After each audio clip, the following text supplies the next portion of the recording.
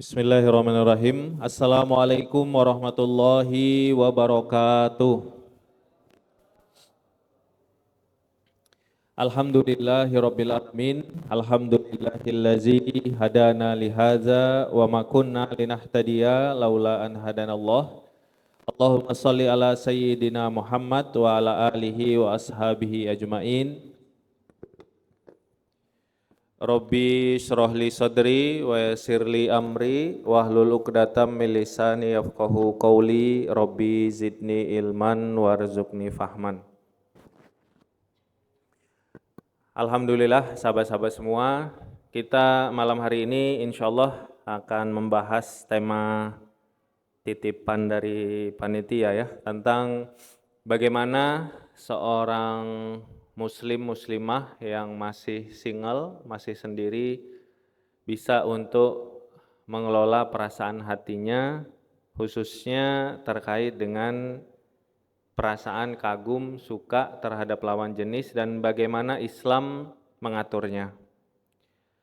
Allah Subhanahu wa taala menjelaskan dalam surat Ar-Rum ayat ke-21 bahwa perasaan tertarik yang Allah berikan kepada lawan jenis kita itu salah satu tujuannya adalah Allah Subhanahu wa taala ingin memberikan kepada kita keinginan untuk menikah, kemudian dari sana Allah Subhanahu wa taala memberikan sakinah, mawaddah dan rahmah dari pernikahan kita.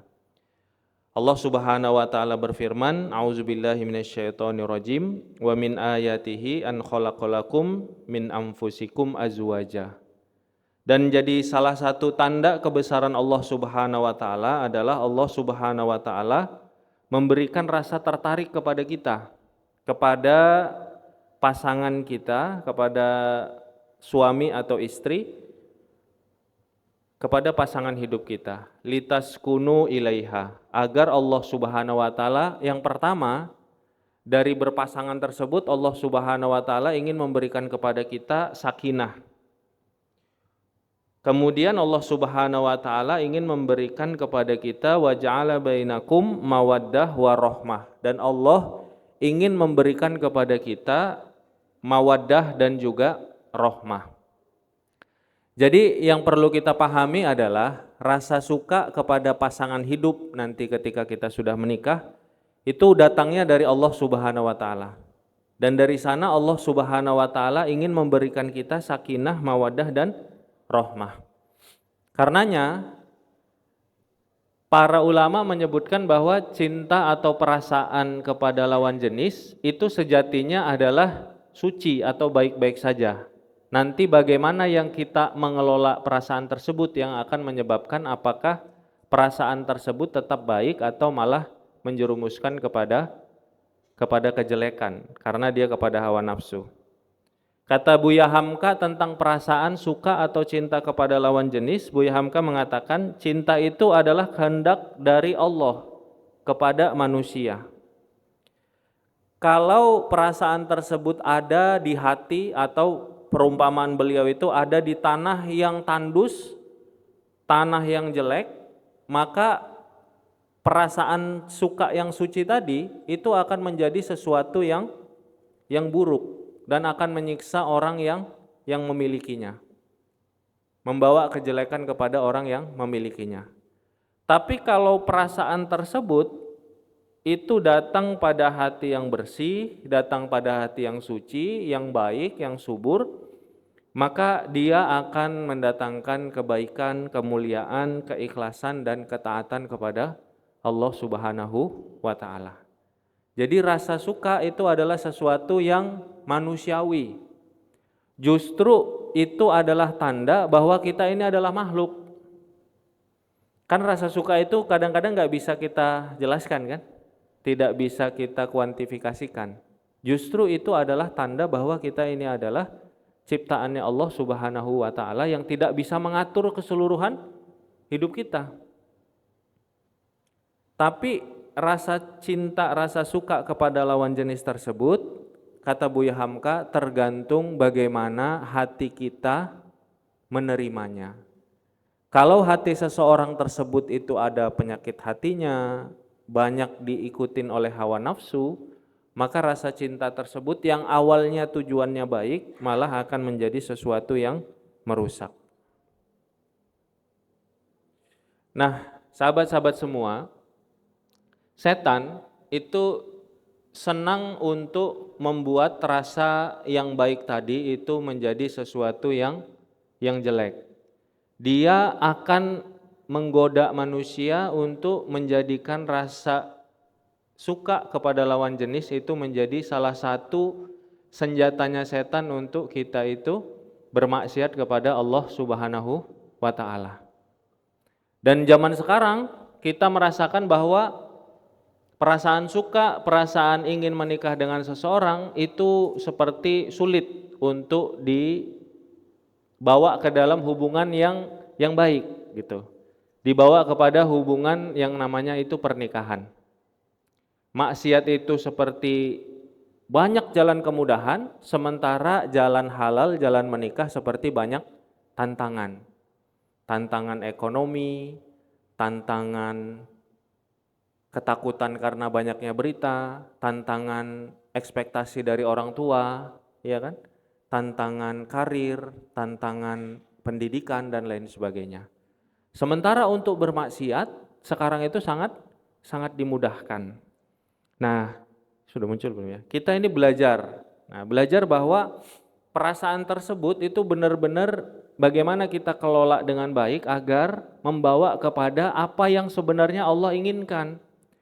Yang Allah inginkan dari perasaan tersebut adalah ketika kita membawanya ke dalam ikatan suci yang namanya pernikahan, Allah ingin memberikan kita sakinah, mawaddah, rahmah di dunia. Di akhirat Allah Subhanahu wa taala ingin memberikan kita jannatu adni yadkhulunaha wa man shalaha min abaihim wa azwajihim wa zurriyatihim. Surga Aden yang kamu masuki bersama dengan orang tua, pasangan hidup dan anak keturunan. Jadi dari perasaan suka kepada lawan jenis, Allah Subhanahu wa taala ingin di dunia kita dapat ketenangan, kasih sayang, cinta kasih. Bahkan dari perasaan yang baik tersebut, Allah ingin di akhirat kita mendapatkan kenikmatan surga yang lebih indah lagi.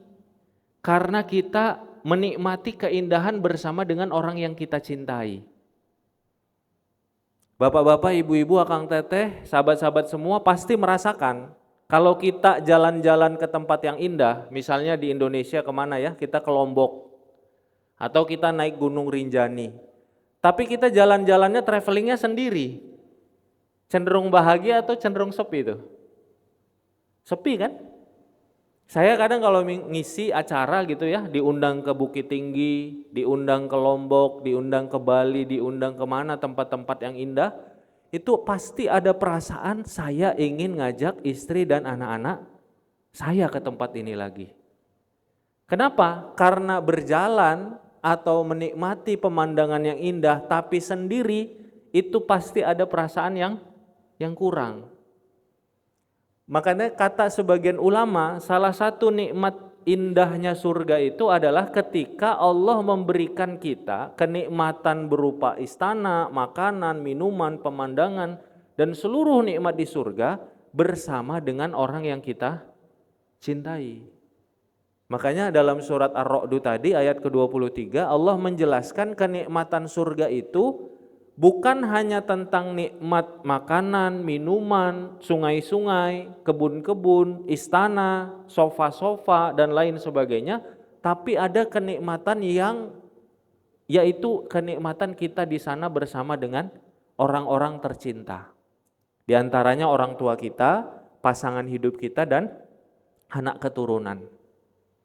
Bahkan Allah Subhanahu wa taala dalam surat Az-Zukhruf surat ke-43 ayat ke-70 itu memberikan kepada kita sebuah visi tentang berpasangan.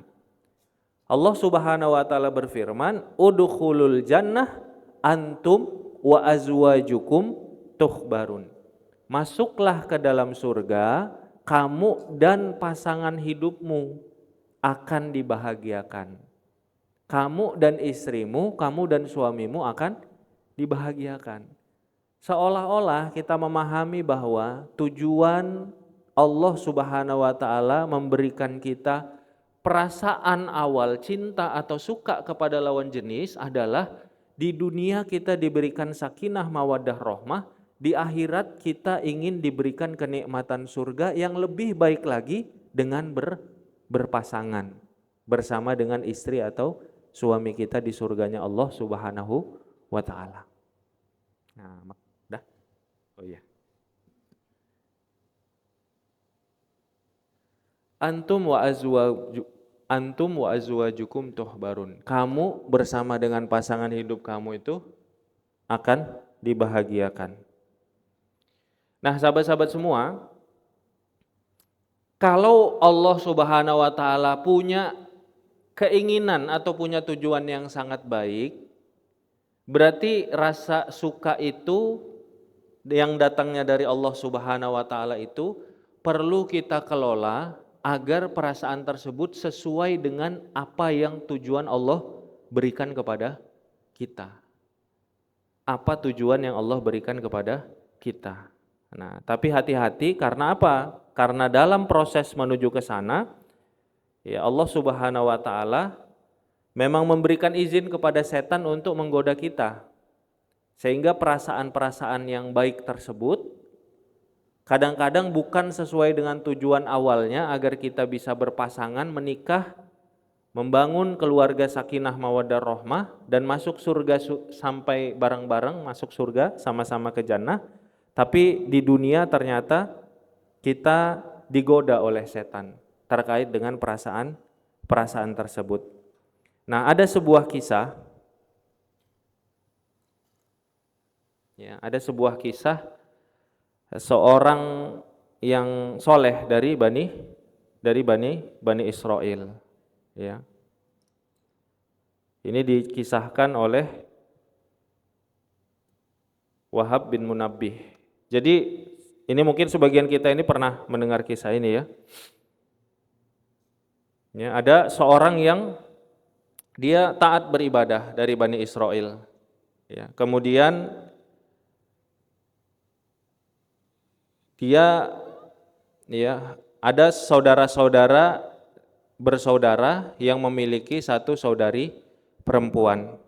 Ketika bersaudara itu hendak pergi untuk pasukan perang, ya, mereka bersaudara ini, laki-laki ini yang punya adik perempuan ini bingung harus menitipkan ke siapa saudari perempuan mereka. Maka mereka bersepakat berusaha untuk menitipkan kepada ahli ibadah tersebut. Karena di kampung tersebut yang paling soleh, paling berusaha menjaga diri, paling bertakwa itu adalah laki-laki ahli ibadah ini. Maka kakak beradik laki-laki tadi itu berkata kepada ahli ibadah untuk bisa dititipkan adik perempuannya agar dijaga, agar bisa melindungi adik perempuannya. Awalnya laki-laki ini ahli ibadah itu berusaha untuk menolak karena dia khawatir adanya seorang perempuan bukan mahram itu ada dalam pengawasannya dia, dalam perlindungan dia. Tapi kakak beradik yang tadi, laki-laki tadi yang akan sebentar lagi berangkat berperang itu berusaha untuk terus mendesak si ahli ibadah ini. Mereka takut kalau adik perempuannya itu tidak dititipkan kepada orang yang terpercaya, maka adik perempuannya ini nanti akan celaka dan lain sebagainya.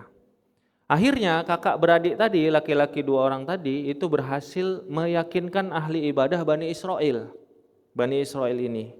Maka ahli ibadah tersebut akhirnya melunak, kemudian mengatakan suruhlah gadis itu menginap di lantai bawah tempat ibadahku.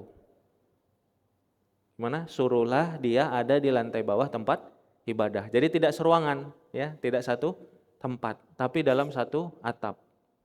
Suruhlah ia ada di bilik bawah lantai ibadahku. Dia ada di atas, si gadis tersebut ada di bawah. Kemudian dua orang laki-laki tadi, kakak beradik tadi meninggalkan adik perempuannya yang sudah gadis itu. Ya. Singkat cerita, hari demi hari si ahli ibadah tersebut berusaha untuk menjaga perasaannya, menjaga niatnya ya. Dia hanya datang ke sana, dia memberikan makanan di luar kamar gadis tersebut. Jadi diberikan makanan sudah ditinggalkan, diberikan makanan sudah ditinggalkan. Ya, kemudian setelah berikan makanan langsung naik ke atas, nggak lihat-lihat lagi. Makanan, diberikan makanan, kemudian naik ke atas. Setan, teman-teman, godaan setan itu nggak langsung di hari pertama. Kalau seseorang itu bermaksiat sampai jauh, itu nggak jarang yang hari pertama itu langsung bermaksiat. Godaan pertama biasanya nanya kabar, iya kan? Godaan yang pertama itu nanya kabar dulu. Nanti panjang terus, awalnya mungkin tidak tergoda, tapi lama-kelamaan nanti bertambah ada keinginan bertemu kemudian berdua dan seterusnya. Ini juga sama, setannya sabar. Setannya kan udah veteran ya. Wah, setan sabar ya. Setannya sabar, sudah veteran kan dia dari zaman awal penciptaan ya. Dia sabar. Nah, kemudian digoda dari gadis tersebut. Gadis tersebut nggak betah di dalam biliknya, sehingga dia terkadang keluar. Ya. Kemudian digoda juga si ahli ibadah tersebut. Kata setan, seandainya engkau tidak hanya meletakkan, kemudian engkau langsung kabur ke atas, tapi engkau ketuk pintunya, engkau katakan ini makanannya sudah siap, kan lebih sopan, ya kan? Lebih sopan sebagai tuan rumah. Ya, maka akhirnya bertambahlah seperti itu. Kemudian setelah diketuk, jangan langsung pergi. Tunggu dia buka, tunggu dia ambil, kemudian ucapkan kata-kata yang baik. Kan kurang sopan ya, datang dilihat dibuka langsung kabur gitu kan. Datang dibuka, jangan langsung pergi. Katakan kata-kata yang baik. Apa kayak selamat makan, mudah-mudahan sehat dan lain sebagainya, kan gitu ya. Nah, jangan langsung pergi. Nah. Kemudian setan menggodanya, andaikan kamu sebagai tuan rumah tidak naruh makanan itu di lantai, di luar, tapi diantarkan ke dalam. Engkau ketuk, dibuka, katakan kata yang baik, antarkan ke atas mejanya yang ada di dalam, di atas meja makannya. Kan seolah-olah baik ya semua godaan dari setan ya. Nggak langsung berzina, nggak langsung seperti itu. Ini kan ahli ibadah yang digoda gitu. Maka berjalanlah terus godaan setan. Kemudian setan mengatakan, andaikan engkau sebagai tuan rumah menemani dia untuk makan, ngobrol, kan pintunya dibuka tuh gede kayak pintu masuk Sunda Kelapa, dibuka semuanya, kan gitu. Dibuka, ngobrol,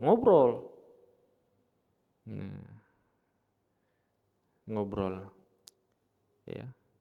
Kemudian terus saja, akhirnya mereka berbincang-bincang dan seterusnya. Akhirnya yang awalnya dari membawakan makanan ditaruh di depan bilik, akhirnya membawakan makanan masuk ke dalam bilik, kemudian berbincang-bincang selama makan. Dan kita tahu kan godaan setan pasti kan gak akan berhenti di situ ya. Berarti setelah makan, di luar jam makan dan setelahnya. Ya, kemudian akhirnya terjadilah yang seharusnya tidak terjadi. Sehingga gadis tersebut itu hamil. Nah ini hamil ini tentu enggak hari pertama ya Akang Teteh ya, sahabat-sahabat ya, kan kejadian kan gitu ya. Dari awal taruh terus saja kan, setan itu kan sabar dia dalam menggoda manusia. Kemudian setan switch mode, yang awalnya merayu sekarang was-was dan menakut-nakuti.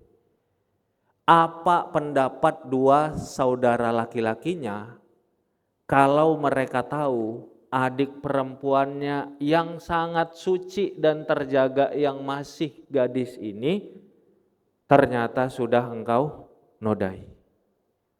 Padahal mereka baru pulang dari medan perang.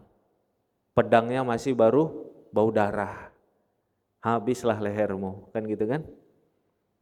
Ya, akhirnya dibunuhlah si gadis tersebut. Karena sudah ada mengandung. Dibunuh gadis tersebut, dikuburkan. Ya, dikuburkan. Ya, dikuburkan. Ya. Kemudian setelah dikuburkan,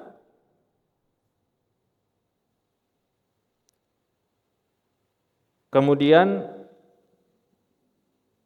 ahli ibadah tersebut akhirnya menyesal. Ya. Ahli ibadah tersebut akhirnya menyesal. Kemudian ketika saudaranya datang, mereka akhirnya mengetahui, ya, mengetahui terkait dengan adiknya yang hilang. Kemudian mereka mencari tahu, akhirnya mengetahui ada kuburan yang masih baru. Ya. Kemudian ahli ibadah tersebut ketika ditanya, ahli ibadah tersebut diajari setan untuk berbohong. Dia berbohong, dia katakan apalah gitu ya, adiknya ada diserang dan lain sebagainya. Ya. Kemudian setan itu tidak menyerah. Dia membisikkan kepada dua orang laki-laki tadi tentang kejadian yang sebenarnya. Akhirnya dua orang laki-laki tadi, kakak dari si anak gadis itu, mereka akhirnya menangkap si ahli ibadah ini, meminta untuk mengaku. Ya, tapi nggak ngaku. Akhirnya didatangkanlah bukti-bukti, ya. Kemudian mereka cari, oh ternyata ini memang adik kami ini selalu si biarat ahli ibadah tersebut datang. Kemudian sampai akhirnya ahli ibadah tersebut digoda oleh setan untuk melepaskan keimanannya kepada Allah dan dia beriman kepada setan agar setan membantu dia tidak dihukum oleh si dua orang kakak laki-lakinya tadi. Dan akhirnya ahli ibadah tersebut mati dalam keadaan kafir. Karena pada akhirnya dia tetap dihukum oleh si dua orang kakak laki-lakinya tadi. Nah teman-teman, ini memang kalau bisa kita bilang ya, kisah dari zamannya Bani Israel. Tapi yang ingin kita ambil di sini adalah pelajaran bahwa godaan setan untuk menggoda kita terhadap rasa kagum, rasa suka terhadap lawan jenis itu perlu kita pahami. Enggak tiba-tiba gitu. Enggak tiba-tiba godaan setan itu ujungnya adalah berzina, enggak. Enggak tiba-tiba hari kelima itu tujuannya setan itu adalah langsung berzina, enggak. Dibuka dulu dari pintu-pintu kebaikan. Puji dong dia gitu. Tanyakan kabarnya, berikan perhatian dan lain sebagainya. Nah, kita perlu paham. Makanya di awal ini kita benturkan dua hal ini ya. Perlu paham bahwa Allah Subhanahu wa taala memberikan rasa suka, tujuannya untuk apa? Tujuannya agar kita sakinah, mawadah dan rohmah dalam ikatan yang namanya pernikahan. Tujuannya agar apa? Tujuannya agar kita bisa semakin nyaman, semakin mudah dalam ibadah karena ada partner untuk beribadah kepada Allah Subhanahu wa taala. Berpasangan itu teman-teman adalah fitrah. Makanya Rasulullah SAW, beliau adalah laki-laki yang paling mulia, beliau adalah laki-laki yang paling bertakwa, beliau adalah laki-laki yang paling kuat jiwanya, tapi Allah Subhanahu wa taala tetap menunjukkan kepada kita ada momen-momen manusiawi Rasul yang Rasul Shallallahu alaihi wasallam didukung bukan oleh siapa-siapa melainkan oleh istrinya. Contoh turunnya wahyu, ya kan? Lari kemana? Lari ke rumah. Minta apa? Minta diselimuti. Bagaimana agar beliau punya keyakinan yang kuat? Itu sengaja tuh Allah Subhanahu wa taala menunjukkan kepada kita episode bahwa sejago-jagonya, sekuat-kuatnya laki-laki, ada momen dia butuh dikuatkan oleh istrinya. Kata Sayyidah Khadijah, wahai suamiku, tenanglah. Allah tidak mungkin akan mengecewakan dan meninggalkanmu selama-lamanya. Engkau adalah orang yang menyambung silaturahim, memuliakan tamu, menegakkan kebenaran, membantu orang-orang kesulitan, dan menanggung beban orang-orang yang terkena musibah. Sehingga Rasulullah SAW menjadi kuat lagi jiwanya. Padahal beliau adalah laki-laki, manusia yang paling kuat jiwanya. Tapi Allah sengaja tuh nunjukin kepada kita bahwa manusia yang paling kuat pun Allah tunjukkan ada sisi manusiawinya. Di perjanjian Hudaibiyah, di antara seluruh sahabat-sahabat beliau kecewa, sedih dan sangat sedih dengan kondisi saat itu, sehingga ketika sahabat-sahabat beliau diminta untuk memotong rambut dan menyembelih hewan kurban semuanya diam saja, yang beliau lakukan adalah beliau masuk ke dalam tenda kemudian curhat kepada istri beliau yaitu Ummu Salamah radhiyallahu anha. Jadi dari sini kita memahami bahwa berpasangan itu adalah salah satu cara dari Allah Subhanahu wa taala agar kita bisa menjadi hamba Allah yang lebih baik lagi. Karena fitrah kita memang saling bahu-membahu, saling bantu-membantu. Akang-akang kan, ini yang jomblo berapa orang nih dari 6 orang? Semua. Nah kita kan, semua ya, berarti akang-akang, mas-mas ya. Dalam 1 tahun, kan 1 tahun 365 ya, 365 hari. Kita sholat berapa kali? 5 kali sehari. Berarti dalam 1 tahun kan ada 1825 kali sholat. Ya. Yang rajin ke masjid berapa kali? Coba kira-kira umumnya aja. Sehari berapa kali? 5 kali kah? Dalam 1 tahun 1825 enggak kita rajin? Hah? Berapa kira-kira? 3/5 ada? Ada mungkin ya. Nah, dari 1800 kali kita ke masjid harusnya kan idealnya sebagai seorang muslim yang bersyukur kepada Allah 1800 kali kita rajin 1800 kalinya kan. Tapi kan manusia enggak seperti itu Kang, manusia enggak seperti malaikat. Manusia itu pasti di antara 1800 kali itu ada malesnya, capeknya, sakitnya, ngantuknya, pusingnya, tiba-tiba pengen ke toilet, ya kan? Bingung kita kan, habis azan menjelang qomat tiba-tiba pengen ke toilet.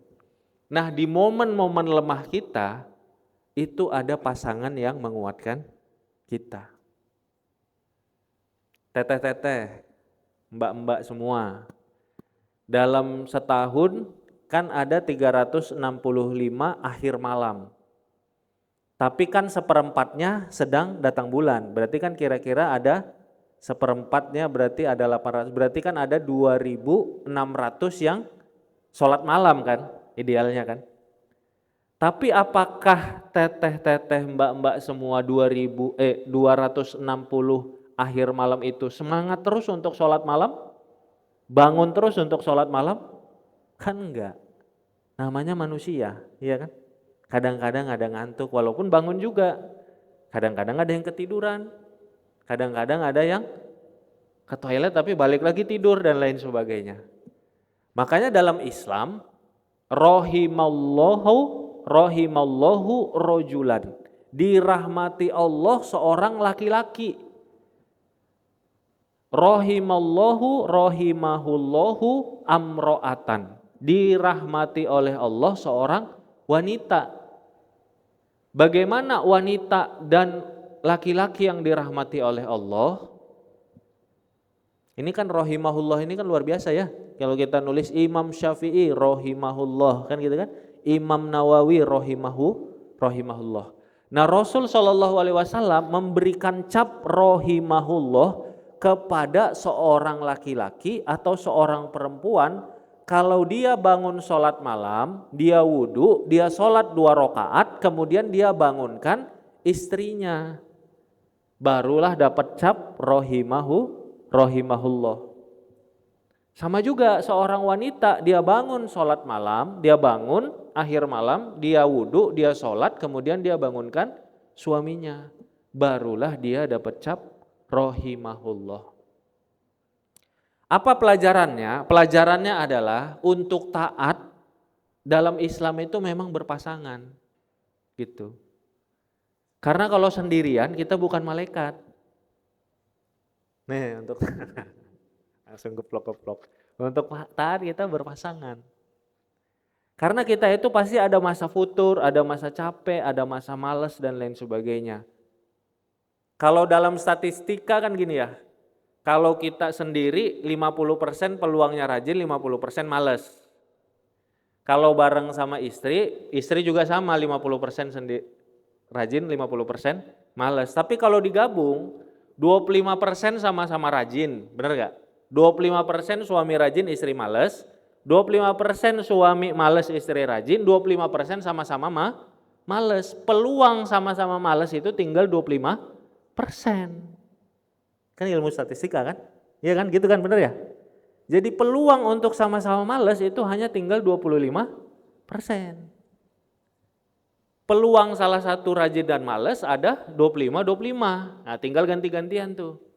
Makanya teman-teman juga kita kalau belum nikah jangan ngehayal, ngehalu, saya mau setiap malam dibangunin suami saya sholat tahajud. Nggak ada gitu Bambang. Oh nggak ada gitu itu ya. Cinta ya, soleha. Nggak ada seperti itu teman-teman. Yang ada itu adalah kita kadang-kadang rajin, pasangan kadang-kadang rajin, ganti-gantian tuh. Kadang-kadang sama-sama nggak rajin, kadang-kadang sama-sama rajin. Tapi itu udah soleh tuh, dari 30 hari, 8 hari sama-sama rajin, 8 hari suami rajin, istri nggak rajin, 8 hari istri rajin, suami nggak rajin, 8 hari sama-sama malas, tinggal 8 hari yang sama-sama malas tuh. Apalagi nanti ada keberkahan, adwa muha wa in qalla. Kalau nanti dapat keberkahan mendawamkan, insya Allah walaupun gak rajin kita tetap bangun minimal 2 rakaat sholat tahajud. Demikian kita jeda sejenak. Wassalamualaikum warahmatullahi wabarakatuh. Bismillahirrahmanirrahim. Assalamualaikum warahmatullahi wabarakatuh. Alhamdulillahirrabbilalamin. Allahumma sholli ala sayyidina Muhammad wa ala alihi wa ashabihi ajmain.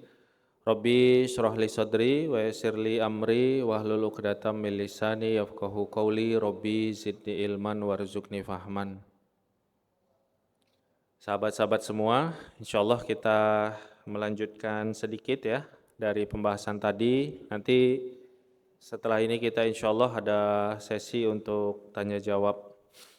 Sahabat-sahabat, tadi kita sudah bahas bahwa rasa suka, rasa cinta kepada lawan jenis sejatinya adalah cara Allah untuk memberikan dorongan kepada kita untuk bisa berpasangan, menjadi seorang suami istri yang dari rumah tangga kita Allah Subhanahu wa taala memberikan sakinah, mawaddah, rahmah. Dan nanti dalam berumah tangga kita bisa menjadi hamba Allah yang lebih baik, saling menguatkan, saling mendukung, saling mengingatkan, saling menjaga. Sehingga kita bisa mendapatkan cita-cita kita tertinggi yaitu masuk surga dan mendapat ridho Allah Subhanahu wa taala yang disempurnakan oleh Allah dengan masuk surga sama-sama sekeluarga dengan orang tua, pasangan dan juga anak-anak. Tapi dalam perjalanannya ternyata kita punya musuh yang namanya setan yang akan menggoda kita, dan kita juga punya nafsu dalam kehidupan kita. Dalam diri kita, dalam hati kita, kita ada nafsu. Yang nafsu ini bisa mendatangkan atau membawa kita kepada keburukan. Sehingga Allah Subhanahu wa taala memberikan pedoman, wala taqrabuz zina, janganlah kamu mendekati zina, innahu kana fahisyah wa sa'a sabila. Karena sesungguhnya zina itu adalah fahisyah, perbuatan yang sangat keji dan jalan yang sangat buruk. Nah, singkatnya, sahabat-sahabat kita nggak mau terlalu panjang di pembahasan yang ini, mudah-mudahan insya Allah sudah paham. Singkatnya, para ulama itu menjelaskan kenapa yang dilarang itu bukan hanya zinanya, tapi mendekati zina. Karena zinanya itu sendiri adalah sebuah hal yang sangat keji, sangat buruk. Penyesalannya seumur hidup dan terbawa terus. Karena zina itu adalah sebuah dosa besar yang dia bisa mendatangkan penyakit, yang dia juga merusak nasab. Nah, ini penyesalannya seterusnya. Penyesalannya itu bukan hanya tentang orang yang melakukan zina, tapi bisa sampai kepada keturunannya, menjadi rusak nasab bagi anak hasil zina tersebut. Makanya Allah Subhanahu wa taala melarang itu mendekati zina.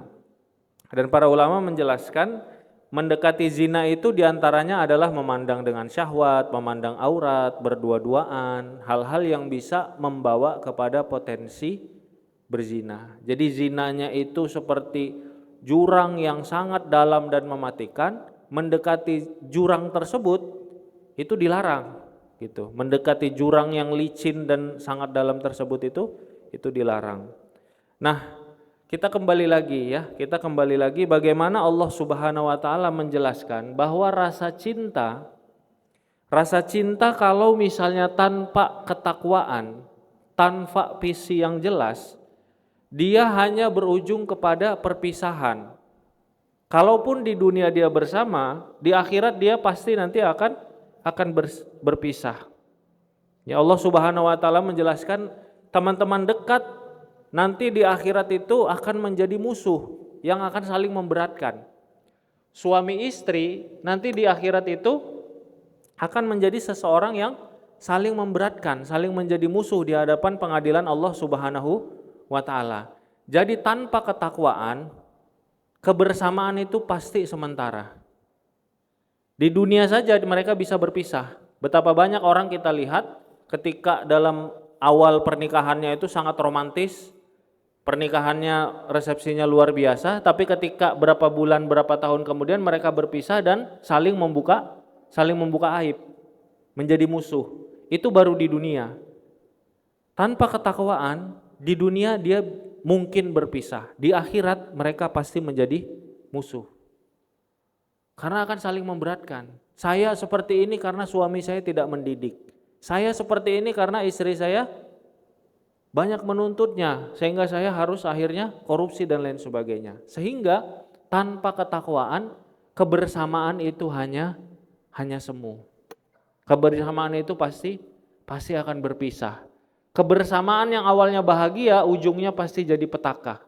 Pasti akan mendatangkan keburukan dan mereka akan bermusuhan. Tapi bersama dengan ketakwaan, kebersamaan ujungnya itu adalah bersama terus, berkah terus.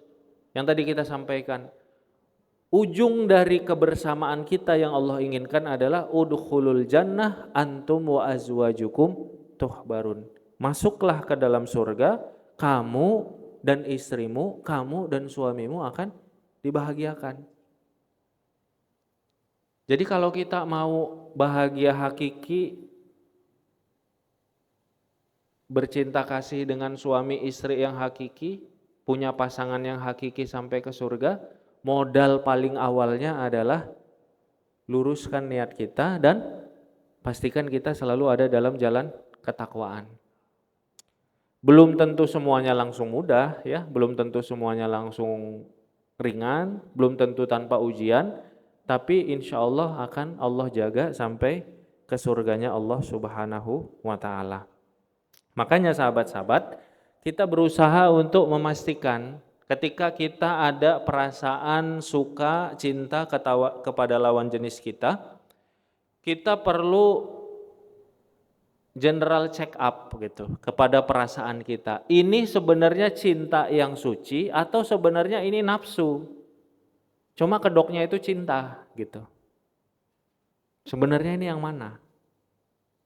Sebenarnya ini perasaannya itu memang suci, yang ujungnya adalah kebaikan datangnya dari Allah tadi kan, berpasangan sakinah mawaddah rahmah sampai ke jannah, atau sebenarnya ini perasaannya perasaan nafsu saja. Perasaannya itu hanya syahwat saja, tapi berkedok perasaan cinta. Maka kita perlu untuk check up perasaan kita. Nah, kalau general check up kesehatan kan cek darah ya, kolesterol, gula darah, tensi, lain sebagainya. Ini kita check up nih perasaan kita. Apa saja perasaan yang perlu di check up? Kalau kita cinta, suka kepada seseorang karena Allah, maka tanyakan kepada hati kita, kita berharapnya sama dia atau berharapnya sama Allah? Kalau kita berharapnya sama dia, siap-siap kecewa. Karena dia bisa jadi jahat, dia bisa jadi enggak sebenarnya, dia bisa jadi baik tapi lemah, ya kan? Baik sih dia, tapi dia belum kuat untuk segera menjadi suami gitu misalnya, untuk berani datang ke orang tua, maka kita siap-siap untuk kecewa. Tapi kalau cinta kita karena Allah Subhanahu wa taala, maka perasaan kita akan kita kembalikan, kita tanyakan kepada Allah. Sehingga orang yang mencintai karena Allah, dia enggak ragu untuk istikharah.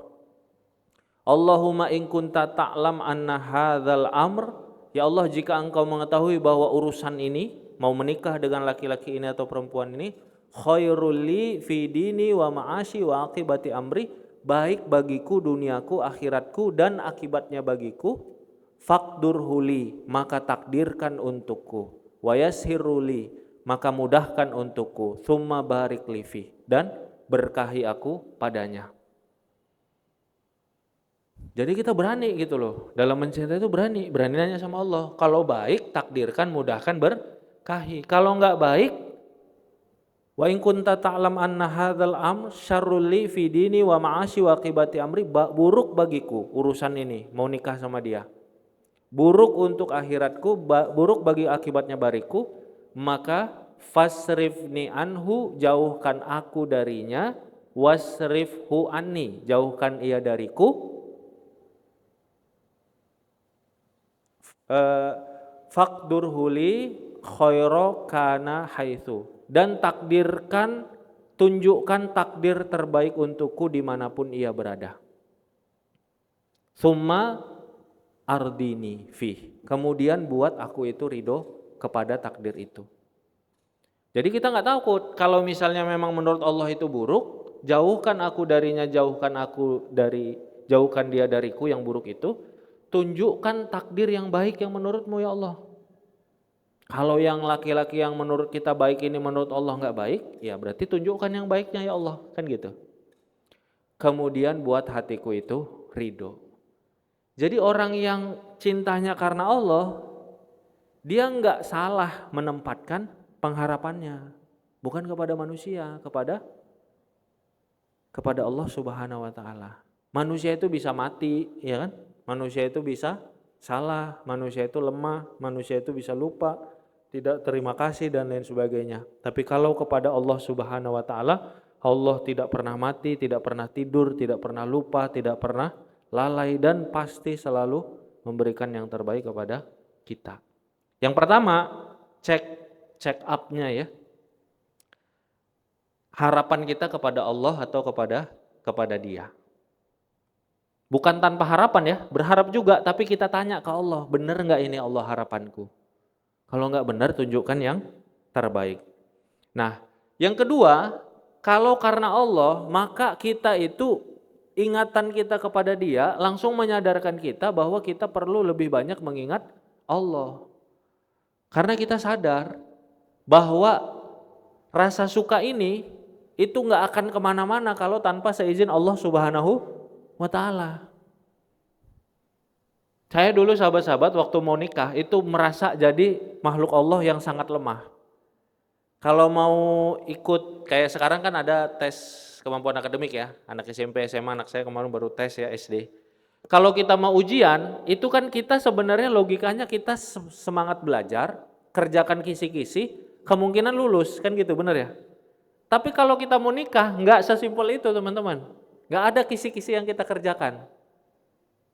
Kalau perempuannya mau, bapaknya perempuan belum tentu mau. Bapak perempuannya mau, ibunya perempuan belum tentu mau.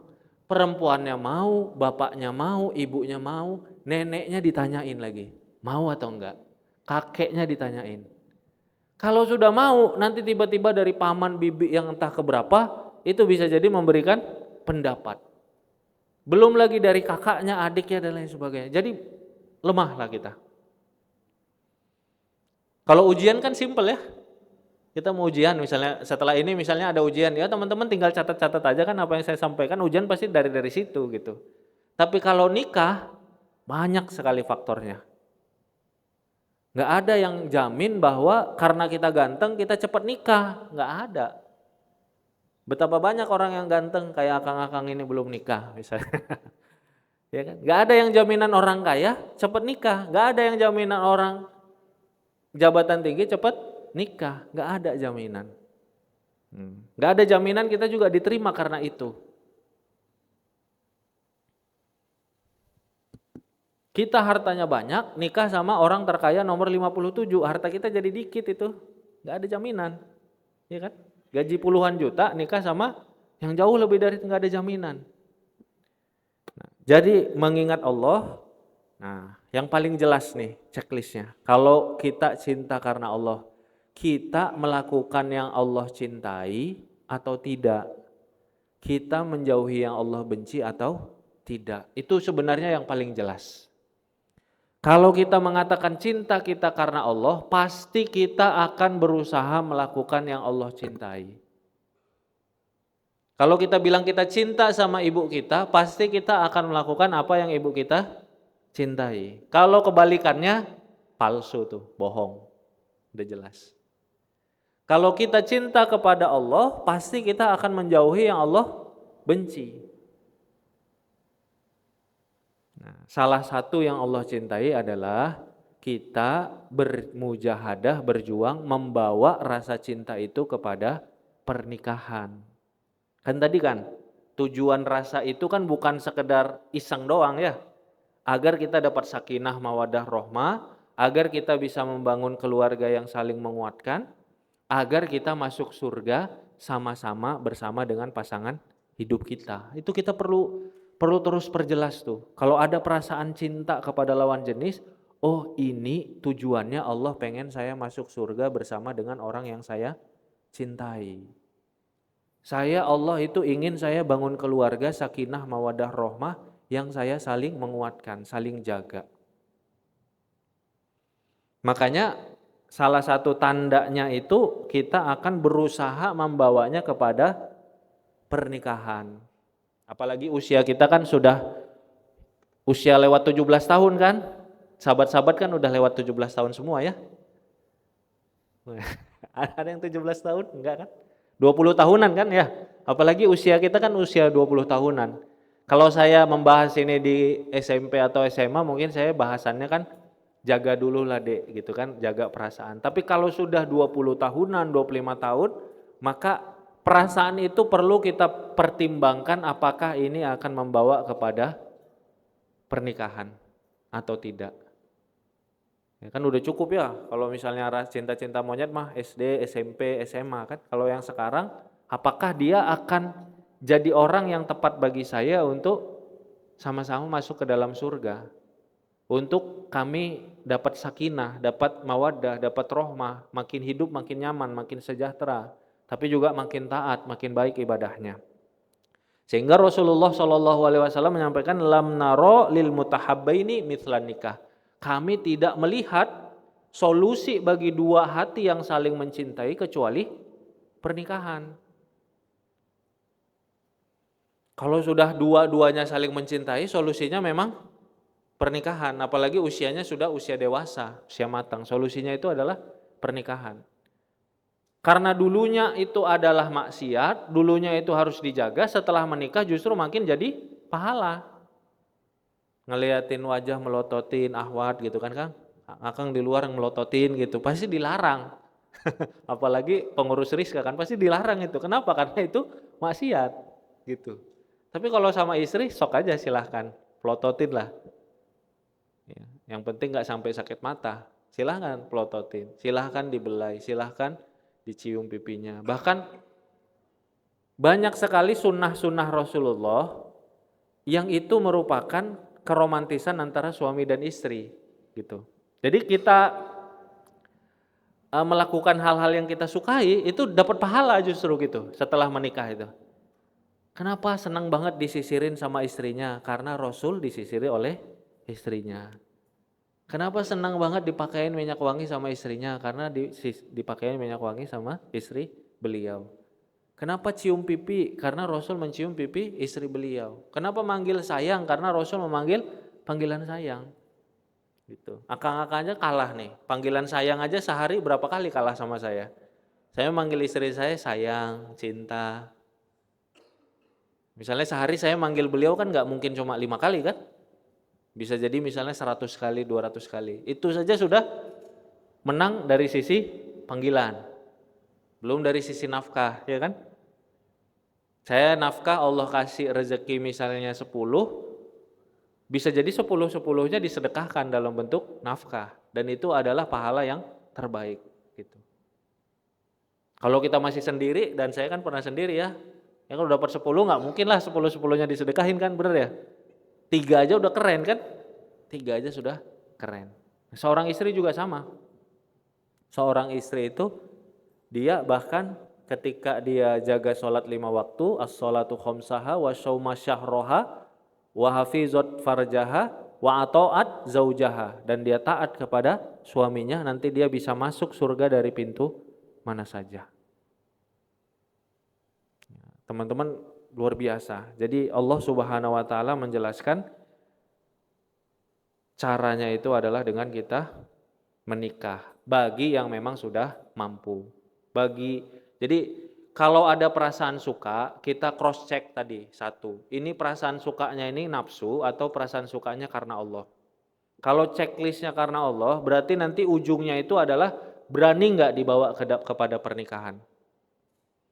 Nah kalau berani, kita checklist dulu lagi, jangan asal berani-berani nekat juga gitu. Rasulullah memerintahkan gini, ya ma'syaros syabab man istata'a minkumul ba'ah falyatazawwaj. Barang siapa yang sudah mampu untuk menanggung beban pernikahan, ba'ah, falyatazawwaj, maka segeralah menikah.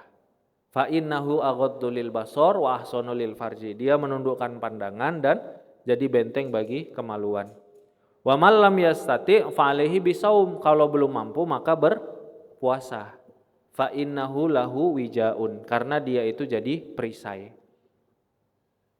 Jadi kalau SOP-nya kita suka, kita cek nih nafsu atau karena Allah. Kalau karena Allah, cek ke diri kita, berani nggak memang yang cinta ini itu kita bawa kepada pernikahan.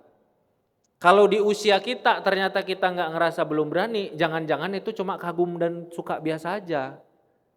Kalau kita anggap belum sesuatu yang worth it untuk kita perjuangkan, ya bisa jadi itu hanya hormonal-hormonal saja, bukan cinta yang jadi jodoh gitu. Kalau saya dulu waktu sama istri saya yakin memang ini jodoh saya nih, nggak bakal kemana-mana insya Allah. Jadi ada keyakinan, jadi yakin di atas suka tuh, ada keyakinan. Nah teman-teman, kalau suka kepada seseorang di usia kita yang sudah 20-an, yang sudah dewasa, maka kita perlu melihat orang yang kita suka itu worth it nggak memang untuk jadi pasangan hidup kita, gitu. Kalau enggak, ya udah, sabar aja, tenang aja, ya. Anggap aja itu, ya mungkin riak-riak pertemuan karena dia ada hal-hal yang bisa dikagumi dan lain sebagainya. Tapi kalau misalnya worth it, maka itu perlu untuk kita perjuangkan. Dan teman-teman, namanya jodoh itu adalah salah satu rizki yang besar dari Allah Subhanahu wa ta'ala. Jodoh yang baik, kata para ulama dalam tafsir Imam Ibnu Katsir, hasanah fid dunya itu ada pada tubuh yang sehat, akal yang cerdas, rezeki yang cukup berkah, jodoh yang soleh solehah, anak yang soleh solehah, dan rumah tangga sakinah mawadah rohmah. Jadi teman-teman, kalau kita ngelihat seseorang kita kagumi dan dia jadi potensi jodoh yang baik bagi kita, dia itu adalah hasanah di dunia dari sisi jodoh yang baik, bisa menjadi orang tua, ayah dan ibu yang baik bagi anak-anak soleh-soleha kita, bisa jadi pondasi bagi rumah tangga sakinah mawadah warohmah kita. Jadi itu sesuatu yang besar dan dia harus diperjuangkan. Kalau teman-teman tanya ke saya, istri saya sekarang harganya berapa? 10 miliar ada nggak harganya? Lebih gitu. Jadi kalau kita ngumpulin uang buat beli rumah, harga rumah misalnya 10 miliar, akang-akang pasti tahu gimana cara memperjuangkannya. Kebayang kan? Rumah 10 juta sama rumah 10 miliar itu pasti beda perjuangannya. Maka nanti kalau kita sudah menemukan orang yang worth it untuk kita perjuangkan, jangan ragu ketika ada ujian. Memang sesuatu yang luar biasa itu perlu diperjuangkan. Ya walaupun ada orang-orang yang kadang-kadang jalannya lancar gitu. Tapi ada yang memang perlu diperjuangkan. Jadi jangan terlalu juga gampang nyerah gitu. Kang katanya jodoh itu dimudahkan. Ini saya sudah kenalan ta'aruf sama wanita yang solehah, tapi kayaknya kurang lancar nih, dari orang tuanya ada sesuatu yang ini. Saya mundur aja ya Kang. Oh jangan. Kalau memang sudah istiqoroh, sudah cari tahu dan ternyata memang baik, bisa jadi itu adalah ujian. Dan istri yang solehah itu sangat luar biasa kebaikannya dalam kehidupan kita. Sama juga teman-teman, suami yang soleh juga kebaikannya itu luar biasa. Jadi jangan juga gampang untuk nyerah dalam prosesnya, karena di zaman kita, apalagi zaman teman-teman sekarang, nikah itu tidak sesimpel dahulu. Ya kan? Ada ujian dari orang tua, koleganya banyak, pengen nikahnya undangannya berapa ribu. Ada beda adat. Satu Sunda, satu Jawa, bawa sejarah di Pati Ukur. Banyak ya kayak gitu ya, kalau Jawa sama Sunda, nggak tahu kalau di sini mah enggak ya. Di sana ada Sunda, Jawa, masih ada beberapa yang masih dan lain sebagainya. Maka kita perhatikan bahwa jodoh yang baik itu adalah sesuatu yang worth it. Oke, boleh kita tampilkan lagi. Nah teman-teman, itu kalau sudah ada seseorang yang kita sukai atau kita cintai, ya kan? Tadi kan SOP-nya udah jelas ya, checklist cinta karena Allah atau bukan. Kalau karena Allah, berani nggak kita punya keyakinan bahwa orang ini adalah jodoh kita? Kalau ada, kita cek. Kalau yakin, kita cek diri kita. Siap belum? Kalau siap, maju. Ada masalah, perjuangkan. Kalau belum siap, tahan diri dulu. Tapi bukan untuk menyerah ya. Mundur untuk mempersiapkan. Untuk maju ketika kita memang sudah siap. Kang Arif, kalau waktu saya mundur ternyata dia nikah sama orang lain gimana? Berarti bukan jodoh kamu, udah sesimpel itu. Kalau jodoh saya kayak saya sama istri saya, mau berapapun yang ngelamar istri saya, nggak bakal diterima karena memang jodohnya saya, sudah ditakdirkan kok. Kan Allah Subhanahu wa taala kan menciptakan ruh. Di Nabi Adam diciptakan, ruh manusia itu kan diciptakan kan? Berarti kita anaknya ibu kita itu sudah ada tuh di alam ruh. Anak kita juga sudah ada. Teman-teman yang ahwat kalau memang Allah takdirkan jadi ibu, walaupun bapaknya belum ketahuan, teman-teman itu sudah ada catatannya gitu. Jadi jodoh kita siapa? Wallahu alam. Ada belum ada catatannya di Lauhul Mahfuz gitu. Nah, tinggal nunggu aja kan. Kalau memang ada pasti ketemu. Nah, itu bagi teman-teman yang sudah punya perasaan. Bagaimana kalau misalnya belum? Nah, belum tapi masih ada kayaknya yang ini kagum, yang ini kagum, yang ini kagum. Nah, teman-teman perlu, kalau misalnya ternyata belum ada perasaan yang sangat kuat, maka prinsipnya adalah bukan sekedar mencari tapi berusaha menjadi. Karena kalau kita mencari, kita pasti pengen mencari yang baik kan? Tapi kalau kita sudah menemukan yang baik, kitanya belum baik, ya nggak ketemu juga, gitu, nggak bakal mau juga. Gitu. Maka kalau belum ada orang yang memang kita sukai, yang pertama justru kita cintailah diri kita, perbaikilah diri kita, agar diri kita itu jadi sosok yang baik. Dan ketika Allah nanti menanamkan rasa kagum, suka, dan cenderung kepada seseorang, kita memang jadi orang yang worth it untuk dia pertimbangkan. Maka prinsipnya menjadi sebelum mencari. Kemudian yang kedua adalah kita berusaha menemukan orang yang pantas kita cintai. Nah, kadang-kadang teman-teman, Allah memang mentakdirkan kita itu berpapasan hidupnya dengan jodoh kita. Apakah di komunitas, di pekerjaan, di mana-mana lah kita berpapasan. Tapi ada sesuatu ya seperti Sayyidah Khadijah dengan Rasulullah Shallallahu Alaihi Wasallam itu kan berpapasan. Ya, Khadijah radhiyallahu anha itu udah tahu tentang Rasulullah, semua orang Mekah sudah mengabarkan, tapi papasannya ketika Rasulullah ternyata melamar menjadi ketua delegasi perdagangannya Khadijah, gitu berpapasan. Teman-teman dengan jodohnya bisa jadi berpapasan, tapi bisa jadi memang dicari sama kayak Rizky kan. Rizky kan akang-akang bisa jadi, akang-akang bisa jadi tiba-tiba, Kang, Mas, lagi ada kerjaan nggak? Nggak ada. Ya udah kerja aja di tempat saya, gitu. Kerjanya cocok nih, edit video dan segala macam. Itu namanya berpapasan dengan takdir pekerjaan kita. Tapi terkadang banyak juga orang yang untuk mendapatkan takdir rezeki pekerjaannya dia mencari. Nah, maka jodoh ini juga bisa kita ikhtiarkan dengan kita mencari yang baik, gitu. Biar kita ada tanya jawab ya, kita persingkat saja. Nah ini teman-teman, Allah Subhanahu wa Ta'ala, balik lagi saya nih, dari rasa cinta itu ujungnya Allah itu ingin kita jodohnya itu sehidup sesurga. Di dunia dapat sakinah mawadah rohmah, di akhirat sama-sama masuk surga, dibahagiakan di surga bersama dengan pasangan hidup kita. Maka awalnya kita menyukai seseorang yang baik agama mulia akhlaknya, atau kita mencari seseorang yang baik agama mulia akhlaknya. Dalam rumah tangga tadi kita saling menguatkan.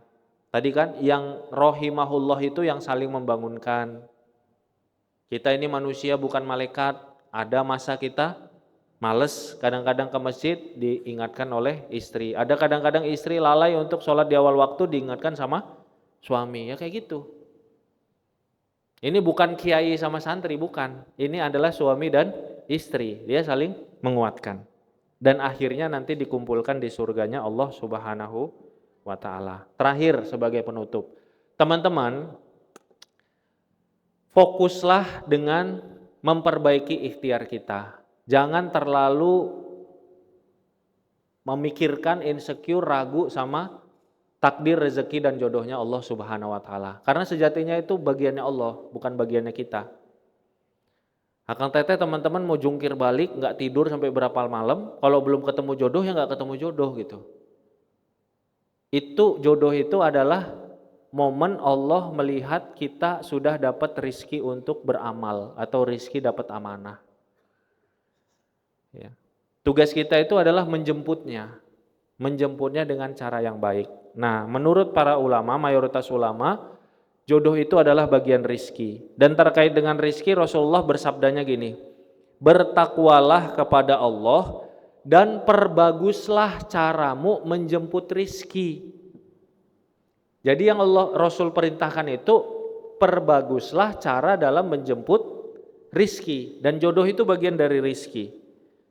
Jangan sampai tertundanya rizki mendorong kalian mencarinya dengan cara bermaksiat kepada Allah. Karena rizki di sisi Allah tidak akan diperoleh kecuali dengan taat kepada Allah. Jadi teman-teman, rizki kita itu pasti akan sampai ke kita dengan cara apapun. Nah, tugas kita memastikan cara apapunnya itu adalah cara yang halal dan thayyib. Karena rizki yang halal dan thayyib, cara jemputnya haruslah halal dan thayyib gitu. Gak mungkin kita nangis-nangis malam hari tahajud, tapi kemudian nipu orang, kemudian berharap rizkinya jadi halal dan thayyib, gak mungkin. Sama seperti gak mungkin kita berharap rumah tangga kita nanti tiba-tiba Allah berkahi dan lain sebagainya dengan cara yang nggak baik gitu. Maka nangis di akhir malam itu wajib, kudu, perlu, tapi menjaga proses kita menjemput rizki, menjemput jodoh itu juga sesuatu yang wajib untuk kita jaga gitu. Jadi dua-duanya harus kita jaga. gitu. Bahkan orang bisa aja nggak nangis di akhir malam, tapi dia dapat rezeki yang halal toyib ketika dia jaga proses jemput rezekinya, gitu. Apalagi kalau dia proses jemput rezekinya dia jaga, malam harinya dia atau ba'da sholatnya dia berdoa kepada Allah dengan cara yang baik. Ada dua kisah untuk menunjukkan kepada kita bahwa jodoh itu nggak bakal ketukar, jodoh itu akan datang walau se-insecure apa kita tentang diri kita. Yang pertama kisah sahabat, namanya Jabir bin Abdillah. Jabir bin Abdillah ini adalah seorang pemuda Madinah.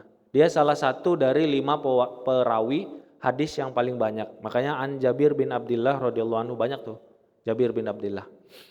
Doa istiqoroh tadi itu dari Jabir bin Abdillah radhiyallahu anhu. Jabir nikah dengan seorang janda yang usianya jauh di atas beliau. Kalau bagi wanita, status janda biasanya kan sesuatu yang bikin insecure ya. Yang kedua, usia jauh, usia yang sudah sangat tua, itu pasti jadi sesuatu yang insecure. Usia 50 misalnya atau 45, itu sesuatu yang bikin insecure. Nah, dua hal tadi, itu ternyata adalah dua hal yang dicari oleh Jabir. Bahkan Rasulullah aja tanda petik seperti mempertanyakan, ketika Jabir menikah dengan seorang wanita, yang wanita tersebut janda dan usianya jauh lebih tua. Kemudian Rasulullah bertanya kepada Jabir, wahai Jabir, kenapa tidak menikah dengan seorang gadis yang kau bisa bermain bermanja dengannya? Kata Jabir, saya memang nyari yang seperti istriku wahai Rasul. Saya itu punya banyak adik gadis perempuan. Kalau saya nikah sama anak gadis juga, adanya mah ini jadi teman berantem. Sementara saya butuh istri yang bisa bantu saya untuk ngomong adik-adik saya. Dan saya butuh yang sudah punya pengalaman yang bukan gadis, karena beliau bisa justru mengarahkan atau membantu, membimbing saya terkait dengan dunia pernikahan. Saya ini punya amanah dari Allah dengan adik-adik saya, bukan waktu lagi, kira-kira ya bahasanya ya, ini pembahasannya saja dari saya, bukan waktu lagi untuk romantis-romantisan kayak anak muda gitu. Maka hal yang membuat insecure justru itu dicari oleh Jabir radhiyallahu anhu. Nah, di zaman sekarang ada, saya kenal dengan seorang ustadz, beliau masih muda, saat nikah dulu masih belum 20 tahun, nikahnya dengan seorang ustazah yang usianya 2 kali lipat usia beliau. Sama-sama hafizah, sama-sama sudah dapat sanad dari Suriah, dari Yordan. Ketika ditanya, Ustadz, antum kenapa kok nyari, mohon maaf Ustadz, saat itu ada istri beliau, kok mau mencarinya justru yang seperti ustazah? Kan yang gadis atau yang muda juga banyak, mohon maaf ya Ustadz ya, menanyakan ini ustazah. Kata beliau, saya memang sengaja, karena yang saya cari itu adalah yang benar-benar bisa menjaga dirinya Ustadz, kata beliau. Dan kalau usianya belasan tahun, portofolio ngejaga dirinya itu baru beberapa tahun. Dan dengan bangga beliau mengatakan, istri saya ini Ustadz, beliau adalah sosok seperti Khadijah bagi saya. 20 tahun lebih beliau sudah membuktikan bisa menjaga diri. Mau apa? Ya kan? Saya sampai sekarang juga bingung dengan jawaban tersebut, jujur saja. Bingung juga saya, kok bisa gitu ya cara berpikirnya gitu kan. Tapi mau apa? Itulah manusia, memang Allah sudah berikan hal tersebut kepada beliau. Beliau memang sengaja mencari seseorang yang memang benar-benar menjaga diri. Wallahu alam, nanti apakah terkait dengan anak beliau dan lain sebagainya. Wallahu alam. Jadi sebagai penutupnya teman-teman, fokuslah kepada amal kita, fokuslah kepada ikhtiar kita dalam mendekat, mengenal seseorang yang mudah-mudahan jadi jodoh kita. Fokuslah dalam ikhtiar kita menjemput jodoh kita. Jangan terlalu fokus dengan kekhawatiran-kekhawatiran terkait apa yang kurang pada diri kita. Orang tua kita berpisah, mungkin usia kita sudah lebih dari 30 mungkin, atau pendidikan kita terlalu tinggi mungkin, kadang-kadang terlalu tinggi juga jadi kelemahan, atau wajah kita dianggap terlalu cantik mungkin, kadang-kadang terlalu cantik juga kelebihan. Pokoknya apa saja yang setan masukkan kepada diri kita itu membuat kita was-was, mulailah disingkirkan kekhawatiran tersebut, mulailah fokus untuk memperbaiki amal kita. Mudah-mudahan Allah memberikan kebaikan itu kepada kita. Mangga, mohon maaf Kang, sudah lewat dari jam 8 ya. Silakan.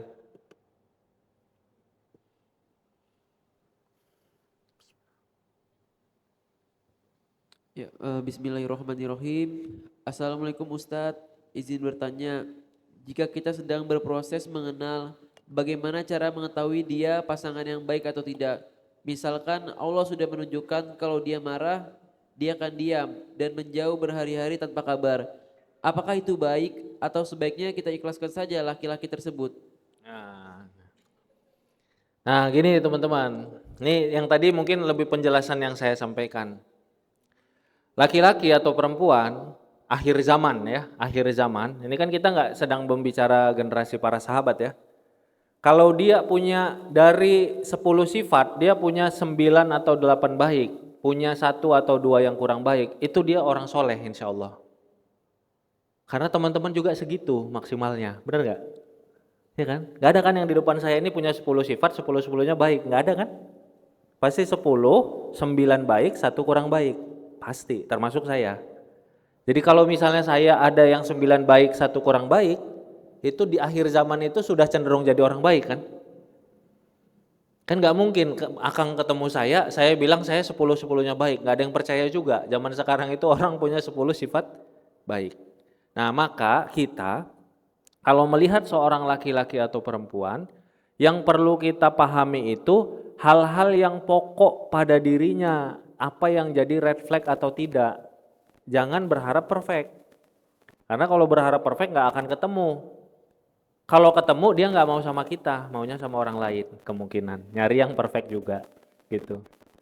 Itu udah apa perlu diberitahu dari sekarang. Kalau ketemu yang perfect pasti nyari yang perfect. Kalau kita nggak perfect akan ketemu dengan yang nggak perfect. Tapi kita perlu tahu apa yang jadi red flag, yang jadi bendera merahnya, yang nggak boleh ada pada dirinya. Laki-laki teman-teman, dia itu akan jadi qawam, dia itu akan jadi pemberi nafkah, dia itu akan jadi orang yang perlu berakhlak baik kepada teman-teman, dan dia itu jadi orang yang akan mendidik teman-teman. Maka cek 4 hal itu. Kalau dia malas bekerja berarti nggak baik untuk jadi suami. Kalau untuk orang yang rajin sholat ya rajin sholat, itu mau wajib gitu. Tapi kalau dia malas kerja, malas usaha, berarti dia orang yang kurang baik untuk jadi suami. Karena suami itu adalah menafkahi. Yang kedua, kalau akhlak yang nggak baik, kasar, marah,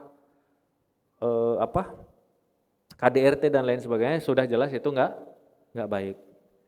Yang ketiga, kalau dia malas, gak mau memperbaiki diri, bukan harus langsung rajin ya, bukan yang Kang dia mah puasa Daud, kalau gak puasa Daud saya gak mau, enggak juga.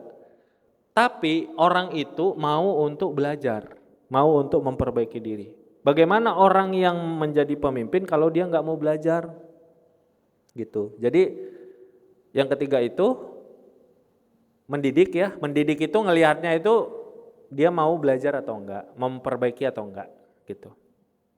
Dan disesuaikan sama teman-teman juga gitu. Kalau kita nilainya 7, ya berarti nilai 7, 7,5 juga insya Allah baik gitu. Enggak harus nyari yang hafiz 30 juz, enggak harus yang setiap hari itu sholat tahajud dan lain sebagainya. Kemudian ini yang kaitan sama wa ashiruhunna bil ma'ruf. Nah, yang jadi catatan kan gini, kalau dia sekarang belum nikah dengan kita, ada masalah dianya diam, dianya menghindar. Itu gimana? Apakah masuk red flag atau belum? Nah itu harus di cross check tuh teman-teman. Jangan langsung diambil kesimpulan. Cross check ke teman-teman dekatnya, apakah laki-laki ini kalau ada masalah dia lari? Atau kalau ada masalah dia diam sejenak untuk berusaha menjalankan atau menyelesaikan masalah. Itu 2 hal yang beda. Diam-diam kabur sama diam-diam balik lagi itu kan beda. Diamnya itu nggak masalah karena laki-laki itu memang kalau ada masalah dia diam.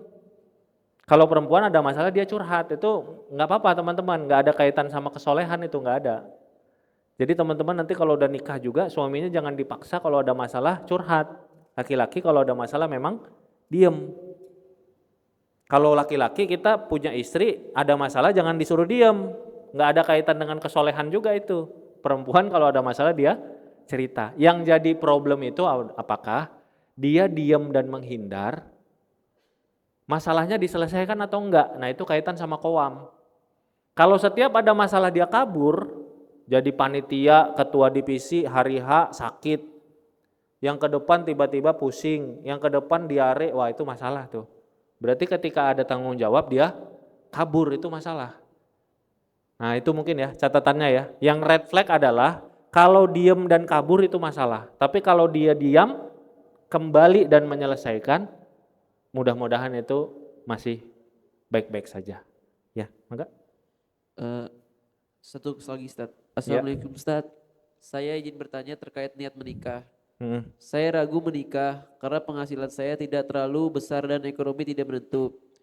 Apakah menunda nikah karena takut kurang memberikan nafkah termasuk perbuatan maksiat, atau apakah menunda justru lebih baik demi mencegah masalah rumah tangga di masa depan? Mohon bimbingnya Ustadz. Ya. Terkait nafkah ini kita perlu di pertengahan teman-teman. Jadi yang saya pahami nafkah itu sesuai dengan kemampuan suami. Kalau dia lapang maka dia lapangkan, kalau dia sempit maka dia berikan yang Allah berikan dari dalam surat At-Tolak ayat ke-7. Kalau engkau lapang maka lapangkan kepada keluargamu, kalau engkau sempit maka berikan aja. Misalnya dikasih 3 oleh Allah, kebutuhannya 3, kasih 3-nya. Kalau kebutuhannya 3 dikasih Allah 20, berarti jangan ngepas 3. Nah yang jadi catatan kan gini, apakah penghasilan kita yang laki-laki itu secara logis, secara rasional, itu bisa nggak kita gunakan untuk menafkahi istri kita sesuai dengan gaya hidup kita yang laki-laki. Nah nanti fairnya ketika seorang laki-laki tersebut ta'aruf atau kenalan dengan seorang wanita, dia perlu menjelaskan kemampuannya dan gaya hidupnya. Kalau wanitanya setuju, maka jalan. Berarti wanitanya memang setuju memilihkan ya, mau hidup dengan kemampuan nafkah suaminya tersebut. Kalau wanitanya tidak setuju, ya tidak apa-apa. Dan itu nggak ada kaitan dengan keimanan. Makanya dalam Islam itu ada namanya kafaah atau kesepadanan. Termasuk kesepadanan dalam hal ekonomi. Jadi singkatnya, misalnya gaji laki-laki tersebut itu anggaplah 3 juta. Nah 3 juta dia bisa tuh ngelola keuangan agar hidup dia dan misalnya ngontrak, kemudian bisa juga ngasih untuk makanan pakaian bagi istrinya. Nah nanti ketika dia kenalan dia jelaskan hal tersebut, dia terbuka. Kalau bagi istrinya ternyata nggak apa-apa bang, namanya juga masih proses untuk berusaha, maka bismillah gitu. Yang penting calon istrinya itu tahu bahwa dia nanti setelah menikah dengan suaminya ini, suaminya hanya punya kemampuan tersebut dan dia akan mendapatkan nafkah sesuai dengan hal tersebut. Gitu. Mungkin itu jawabannya. Tes. Mungkin pertanyaannya cukup Ustaz. Ya. Mungkin sebelum kita mengakhiri kajian kali ini, minta doanya Ustaz Ya, untuk boleh. penutup kegiatan kali ini. Ya. Baik teman-teman, kita menutup dengan sama-sama berdoa kepada Allah Subhanahu wa taala. Alhamdulillah kita masih ada di bulan Zulhijjah ya, dalam hari-hari tasyrik. Hari-hari kita diberikan nikmat oleh Allah, maka kita tundukkan hati kita berdoa dengan penuh keyakinan kepada Allah bahwa Allah pasti mendengarkan doa-doa kita dan Allah pasti akan mengijabah doa kita dengan ijabah yang terbaik menurut Allah Subhanahu wa taala. Alhamdulillahirabbil alamin, hamdan syakirin, hamdan na'imin, hamdan yu'afi ni'amahu wa yukafi mazidah. Ya Rabbana lakal hamdu wa lakas syukru kama yanbaghi li jalali wajhika wa azimi sultanik. Allahumma salli ala sayyidina Muhammad wa ala alihi wa sahbihi ajmain. Rabbana zalamna anfusana wa illam taghfir lana wa tarhamna lanakunanna minal khasirin. La ilaha illa anta subhanaka inni kuntu minaz zalimin. Rabbana ighfirli wa liwalidayya walil mu'minina yawma yaqumul hisab. Allahumma inna nas'alukal huda wat tuqa wal afafa wal ghina. Allahumma a'inna ala dzikrika wa syukrika wa husni ibadatik. Allahumma inna nas'alukal huda wat tuqa wal afafa wal ghina. Allahumma inna nas'aluka lazzatan nazara ila wajhik. Allahumma inna nas'aluka nazari wajhatan ila wajhik wasyauqa ila liqa'ik. Rabbana hablana minas solihin. Rabbana hablana minas solihin. Rabbana hablana minas solihin. Rabbana hablana min azwajina wa zurriyatina qurrata a'yun waj'alna lil muttaqina imama.